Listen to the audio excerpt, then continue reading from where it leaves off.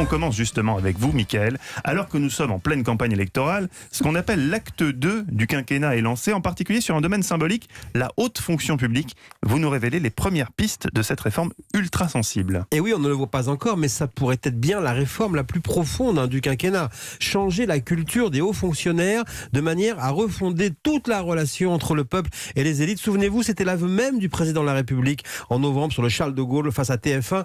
Il avait avoué avoir échoué à réconcilier le peuple français avec ses dirigeants, disait-il lui-même. Eh bien, les grandes lignes de la réforme sont arrêtées, seront publiques dans quelques jours. Ce que je peux vous dire, ce qui va changer, c'est le mode de recrutement, plus ouvert aux différentes strates de la société, de manière à refléter la diversité française. 80% des élèves de Polytechnique aujourd'hui sont issus des catégories sociales supérieures. Ensuite, décloisonner, ce sera le maître mot. Et pour cela, la nouveauté. Les futurs hauts fonctionnaires, déjà affectés à un corps, eh bien, auront en formation pendant 1 an environ un tronc commun avec des stages en alternance sur différents terrains. Objectif, mieux se connaître, créer des mobilités ensuite entre les différents secteurs de la haute fonction publique qui comptent aussi commissaires de police, directeurs d'hôpitaux et de collectivités. Enfin, les parcours de carrière seront également réformés. Alors, Polytechnique a été créée en 1794, l'ENA a 65 ans, mais jamais la haute fonction publique n'a été réformée malgré de nombreux rapports. Pourquoi cette fois, ce serait la bonne, Mickaël ? Eh bien parce qu'il y a en fait une volonté politique et une urgence. La crise des Gilets jaunes a symboliquement pointé des élites devenues